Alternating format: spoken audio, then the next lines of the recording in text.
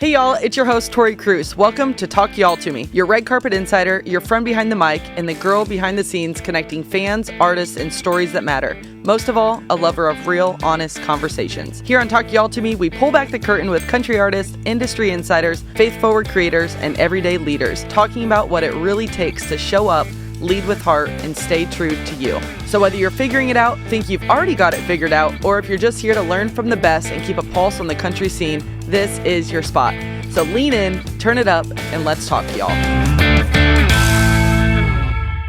Hey y'all, it's Tori Cruz. We're back with another episode on Talk Y'all to Me. You guys, I have an insanely talented, fun, godly, gifted man on this episode today. We have Brian Johnson with us, y'all.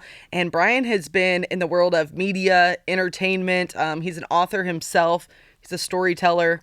And just an all-around incredible human who has global impact. And I'm just so excited to share his story. He's so busy sharing other people's stories all the time. I'm just really excited to bring his story to life and share with y'all today. So without further ado, welcome, Brian. Yeah, the crowd goes wild. Yeah! Thank you so much for having me here. It's an honor. It's a privilege to be on your show, sitting across from you. And I'm ready to talk y'all to me. Is it kind of weird being on Talk Y'all to Me when you've seen this whole brand come to life? Yeah, I mean, yeah, I'll just say, yeah, it is. But I mean, at the end of the day, it's a true testament to the hard work that you're putting in, seeing your brand grow, everything that you're doing, woman on the street, everywhere for the CMA Awards, just seeing you in this element, like, I think it's pretty dope. Thank you. Yep. Well, a lot of it has to do with your help too and belief in my brand. And everybody, Brian is actually writing and working. His team is all hands on deck for my book, Unexpected, that y'all have been hearing about. And I cannot wait for this book to come out. I can't either. I can't wait for it to be done. I'm joking. I mean, is this the best book you've ever written? Come on, be honest. I hope every book is the best book that I've ever written. Come on. I mean, that's the goal, I got a lot of people watching right now. No, I mean, your story is one amazing story. And to be able to go back and just make some edits and some changes to really dial into the specifics of your story. And I can't wait for you to release this, because what you're doing with your show, seeing you out doing Woman on the Street, seeing this brand grow and evolve, and it's like in the becoming phase, it's just, I'm excited just to see everything come together. Thanks. Me too. But enough about my brand. Let's talk about you. Real quick, before we go, can I take you on the road with me? Because that introduction that you just gave, I need that. I need that energy. So if you just want to cut that out and give it to me, I need that. I got you. Yeah. I got you. And never mind me, sure. I'm a little jittery over here on the coffee. So, I'm going to be like your biggest hype woman. So, whenever you need like a little audio, little soundbite clip. I appreciate that. I got you. Yep. All right, take us back. Mm-hmm. You're from Skipperville, Born Alabama. and raised. Skipperville. You guys heard that right. Skipperville. Skipperville, Alabama, population of 600 people. At least at the time when I was there, it was. The rooster. I had a rooster that wakes you up every morning religiously at 6 o'clock in the morning. Like, you didn't need no alarm clock, right? We didn't have a traffic light. We had a caution light. We had a small store, a small post office there. The school had a few hundred people in it. I had 52 in my graduating class. There was a country store there by the name of Miss Watson's store that everybody always hung out. It's no longer there. We actually have a Dollar General now, big time now. We're doing it big, Dollar General. And but you have to drive like 15 minutes into town, which is Ozark. But Skipperville is the place that I was born and raised. My mom's single parent mother growing up, grew up in a single wide trailer. My father was not a part of my life. They got a divorce when I was 3. And so just being in that element and growing up, the one thing that I love so much about Skipperville is just the hometown love that it gives you. It's just, there's a lot that I can say about it, and it's where I'm from. It's the place that raised me. What do you mean by hometown love? Everybody knows everybody, and everybody's in everybody's business.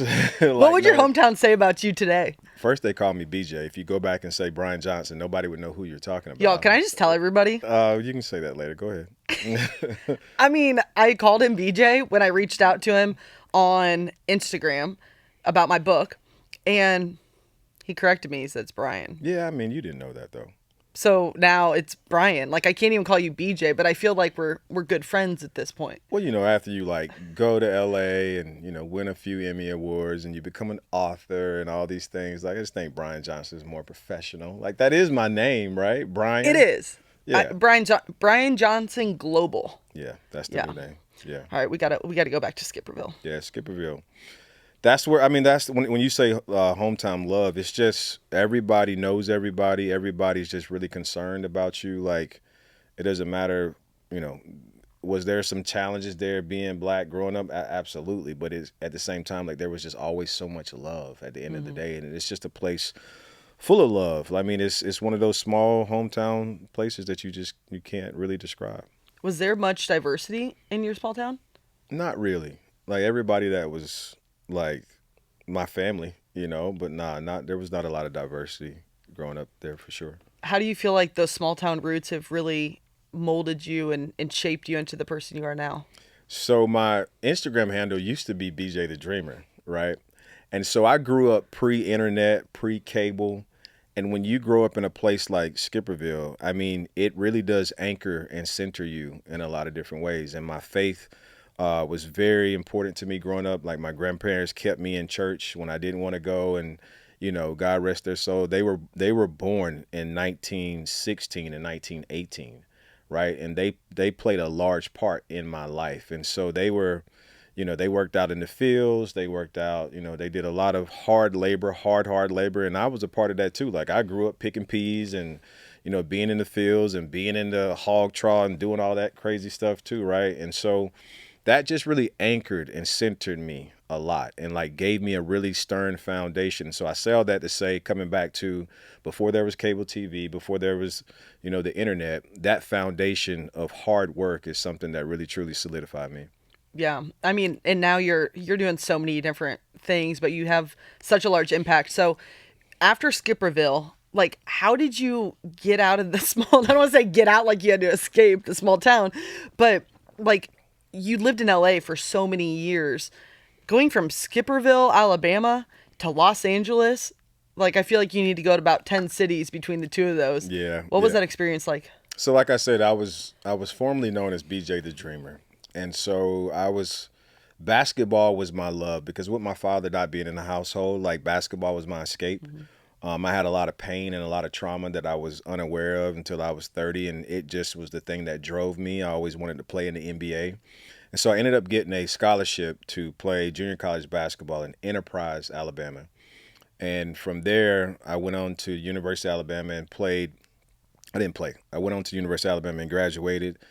And then that just became the journey, right? Right. What was your question? I want to make sure I'm answering your question. No, this is good. Okay. Yeah.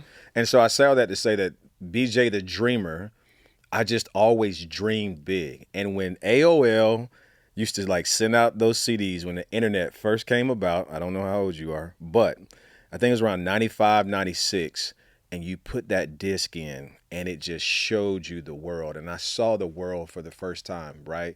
Because even with cable television, like it kind of like opened up your eyes, but like the internet, like seeing Boston, seeing New York, seeing LA, it just ignited something in me. And I always felt that like Skipperville wasn't it. Like intuitively, I just felt like this is not just where I'm supposed to be. Like God just always like the spirit just always like, yo, there's more to your life. And it's not about frowning down on anybody that's in Skipperville, because one of the things that I do love is that people from there, like they're comfortable and they're happy and they're content, and that's for them. But for me, that was my journey. So I went to Alabama.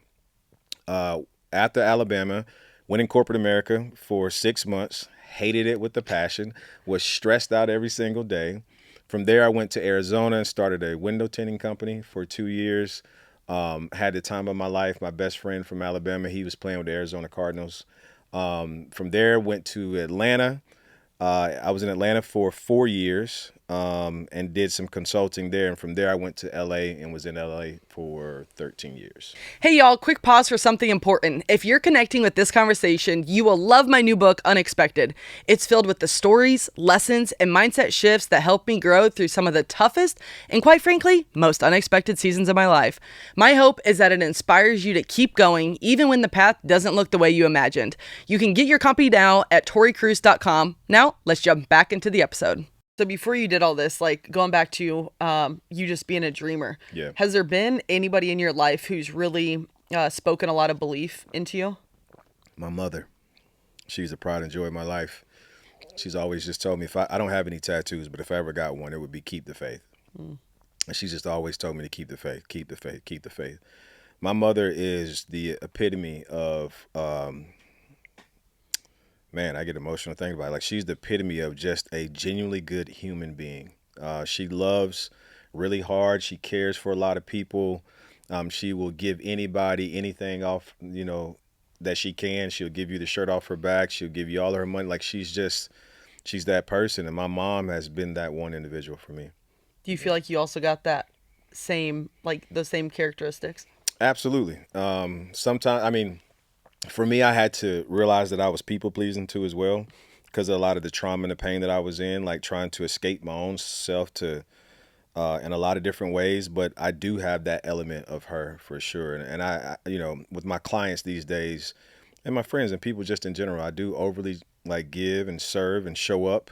And sometimes it puts me in some very detrimental situations because, I have so much work to do, and then I'm trying to do everything I can to help this person, everything I can to help that person. But it's just who I am. I can't escape it. Like, I don't even feel complete. I feel like I'm cheating somebody if I'm not truly like serving. Yeah. Yeah. I mean, you do an excellent job. I've just seen a small glimpse of it just in the past few months of us working together, and the way you've served myself and my team for, my book. But then also seeing how you serve other people has just been, it's amazing to see. But I also feel like you're in that sweet spot of your calling as well. And you've had so much experience that is really, I loved to see it. I mean, maybe a little bit selfishly because you were, you did red carpet hosting for a little bit, not a little bit, a long bit, in Los Angeles. And you've been at like the biggest award shows. Tell everybody what that's been like. I mean, I know that's not what you're doing now, or where you're really going. Like you have this global impact now that's just incredible to see. But take us back a little bit to like those award shows because it's kind of fun. For me, moving to LA was really just exploratory. Like, I had so many ideas, so many passions and things that I wanted to do. I was trying to find myself, trying to find my voice. And this is for anybody that's paying attention, that's watching this right now. Like, listen, like, whatever ideas and goals that you have, like, you don't know what it is that you're ultimately going to do, right? And so those things growing up watching the Arsenio Hall show for me in the late 80s and early 90s, and then getting a chance to actually work and bring his show back in 2013. And that just opened up the door of curiosity to me. Like, I knew I had to get the gab to speak. I know I'm really good. My ears are really small, but I listen really well. But I love like storytelling, interviewing. And so, Marky Costello, shout out to Marky, got on her program in 2013. And it just really like allowed me to get some, I say shots, put some shots up. Like, it's allowed me to really anchor myself into what hosting was. And when you're in LA, I'm 6'3", you don't see too many 6'3" bald-headed black men on the carpet, like, trying to interview. And like, I just went for it. And so doors just started opening up, and it got me to the point where I was the official red carpet host for the Emmys. And that was just one amazing chance and opportunity. But I will say, I didn't do the traditional hosting in the way that everybody else did. What I wanted to do was more cause-worthy, more cause-specific. So if there were a lot of nonprofits and things like that having events and red carpet, like, I wanted to host those because I didn't want to know what you were wearing. I didn't care about what you were wearing. I didn't care about, all the next show that you want to promote or the movie to promote. Like, I wanted to really be associated with causes. And so celebrities had a lot of like nonprofits and foundation events and things like that. And so I hosted a lot of those events, and that was more so for me. Yeah. What gave you the courage to step out on the red carpet when you really hadn't had that experience before? When you're from Skipperville, Alabama, right, and you've carved out your path and enough path in life to just go for it. And, like I said, not having a father in my life like pushed me beyond like measure. There's always just been something inside of me like there's more, there's more, there's more. And it's just about truly being fearless and resilient. And, I moved to LA with $325 in a red suitcase. And all I had was, my faith and my hustle and my drive and my determination. So I'm just one of these just on a constant, relentless pursuit in life to just be the best version of myself. And, I haven't always been this version of myself. The last 3 or 4 years, I've become, the man that I needed to be, because there was just a lot of pain and trauma and some bad vices in my life, that I just was not allowing myself to be the best me. And I couldn't even articulate like this expression that I'm sharing with you right now. So I think now that I see the pieces coming together, it's allowing me to really, truly maximize this thing called life. Wow. What's that moment been for you where it was just like that turning point? You said a few years ago, I mean, you didn't grow up with your father being present in your life. And then a few years ago, you said there's really like a shift. Was there like one defining moment that you can share? I think there's two. The first one was in 2011. For the first time in my life, I contemplated suicide. I had been on this entrepreneur journey trying to figure it out. Nothing was working. I became homeless, so to speak. I was taking showers at LA Fitness. I was just trying to figure it out. And, I just kept trying to invest into my dreams and didn't want to go get that traditional job and didn't want to call on any family members or friends, and just was like stubborn to the T. Like, I'm going to figure this out. It has to work. And that was one defining moment because I was driving down the road. Uh, Man, yeah, I was driving down the road in Atlanta, Georgia on I-285. Um, and I had been drinking like in that morning because I was like, yo, this is it. I'm just in pain. I'm tired. And I just wanted to feel numb. And Kanye West had this song called Power, the old Kanye, not the new Kanye, the old Kanye. And the song, the lyrics, like I literally am in the car and I'm driving. I'm in a Lexus GS 400. It's gray. The windows are down. The sunroof is back. Black leather seats. The music's blasting. I marked it out where I'm going to end it all. Like, I literally have marked it out because I'm like, if I do it right off my exit, they'll find me. Like, it was. But I was just in pain. But there was this song called Power, and that the lyrics said, "I just need time alone with my own thoughts. I have treasures in my mind, but can't open up my own vault. My childlike creativity, purity, is honestly being crowded by these grown thoughts. Reality is catching up to me, taking my inner child. I feel like I'm fighting for custody with these responsibilities that they entrusted me." And I've heard that song a million times, but those lyrics literally gave me oxygen and like pierced Wow. my soul and my spirit. And I went home to the place that I was staying and got on my knees and asked God for forgiveness. And that was the first time. The second time was me literally having some bad vices of just lying to women and just not being a good human being, and like drinking overly too much, just being in pain, 4 years ago, and just like not realizing the self-sabotage of myself. And I had went to God prior and I was like, God, if there's anything or anybody that's not allowing me to get closer to you, like, take it away. Yeah. And he did. And he took everything and everybody away. And that started the where I am right now. And it really crystallizes the point of the Bible. As a child, I thought as a child, I understood as a child, but when I became a man, I put away childish things. And I think for the first time in my life, 4 years ago, I became a man and I put away the childish things. And that's when the doors have began to open up for me, and I see God in a whole different way. I'm not perfect. I'm not trying to be perfect. I will never be perfect. But the things that I used to do, the drunkenness, I was a F boy. Mm. I just had a lot of pain, and those things had to subside. And so those are the two defining moments of my life that have been everything to me. And now, like, I see it. I see the essence of God and who he is and where and that's why this hat that you see me wearing. Like, thank you, God, is a true expression of gratitude for every aspect of your life. It's not about being perfect. It's not about having it all together. But as soon as you wake up in the morning, you get like the two most precious gifts are for you to open up your eyes. And if God wakes you up, that means that he gave you another chance.